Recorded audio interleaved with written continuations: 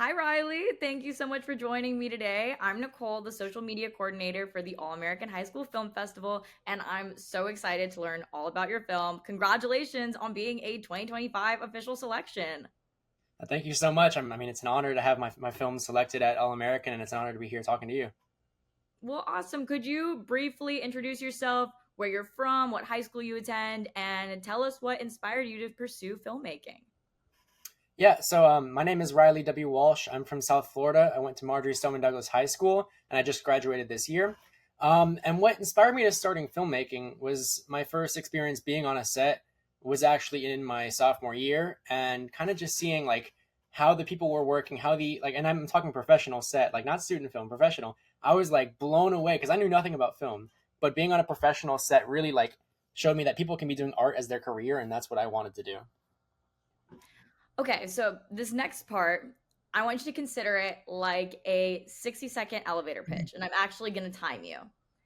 I want you to tell me, oh my gosh, let me set this up really quick. Okay, I want you to tell me the genre, main theme, and the hook of your film that draws audiences in. Go. So, my film is a drama with hints of sci-fi, titled "Sea Swallow Me," and the film follows Claire and her friend Lane as they discover these pair of seemingly supernatural conch shells. These ones here, and after they discover these shells, it brings them down a path of discovery of identity, coming of age, self-expression, and oppression of being in a home that is hard to live in. Um, and with this film, it also is about how I'm leaving South Florida, and she is also the character is also leaving South Florida. So really tackling themes that are close to me. So you actually like left South Florida, or is that just your character? Well, I'm about to. I'm going to Savannah College of Art and Design, and it's really my first time living outside of Florida. I've lived in South Florida for my entire life, and so being in another state is kind of like it's something I'm excited for, but it's something that's scary to leave home. Well, that's great. You actually timed out really perfectly there. So, my next question for you is what inspired you to make this film and how did you bring that vision to life? I think what inspired me to make this film, not only was the other South Florida filmmakers who have made incredible films like Santiago Salazar, but wanting to express a story that I've been holding on to of really like, wanting to share the story that I've had and that I see others around me have of coming into age, coming into themselves, and expressing themselves. And that's what this film is about ultimately. Do you really see that impact of like films that come from personal experience? I think that's like films that come from personal experience are what make films good and what make films films.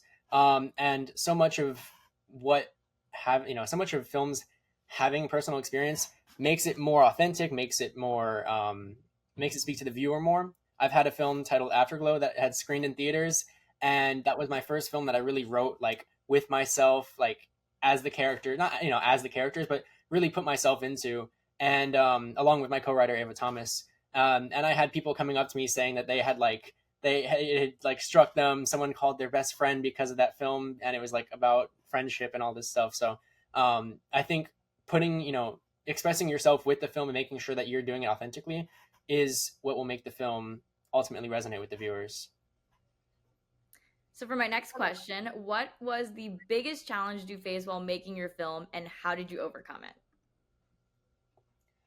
Oh man, I think the biggest challenge I faced during this film not was not during the actual production or post production or anything like that, but it was coming up with an actual idea. And it had taken me. I had wanted to start this film, say back in November of 2024. I sat down and I was trying to write, and I was trying to write, and I didn't have anything for about 5 or 6 months. I first started this film in March of 2025, and I think what was the issue was that I had felt so much pressure to try and make something good that I was like trying to make films that weren't me. I had written a couple ideas for scripts, even one almost nearly full script, and I was at the end of it. I was just like, this is not this does not resonate with me. This isn't me. This is not a story I can tell.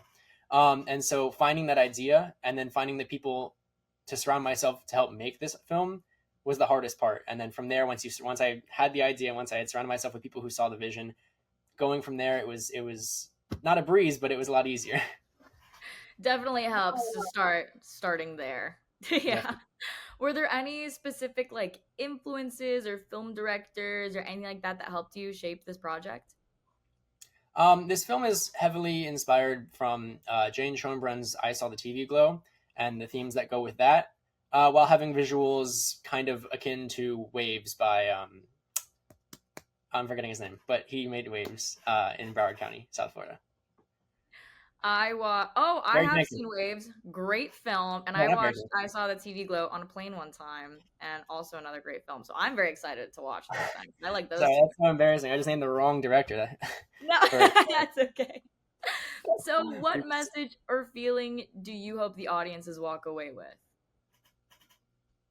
I hope. I mean, I think with this film, it resonates with people differently because each person has their own experiences, and I left the film intentionally open ended and kind of up to the viewer's interpretation because I wanted people to make their own, make their own interpretations from it.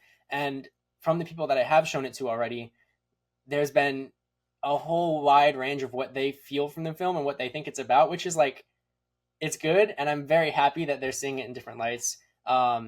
And ultimately, I know that like the people who do know what the film is about are feeling that as well, and then there's people who can take their own meanings from it. So I think kind of just relating to it in their own sense is what I'm hoping people are taking from it. So, my last question for you: why should people make sure to see your film at the festival? I think people should really take time out to see Swallow Me. I know it's a 20-minute film, but I think it's something that people should take a watch at because there are so few films coming from places that aren't LA, from New York. This film is from South Florida, and it's heavily based in South Florida, heavily inspired by South Florida. And I think what stands out about this film is that it really tells a perspective from the South Florida eye, and using the location and the beauty of the outdoors in South Florida, while also telling a unique human story that goes along with it, growing up in South Florida as a teenager. Well, thank you so much for taking the time to talk to us today. We're so excited to feature your work at our festival. And for those attending the fest, you can see Swallow Me on Saturday, October 18th during screening number 40 at the AMC Empire 25 Theaters in Times Square, New York City. We can't wait to see you in October.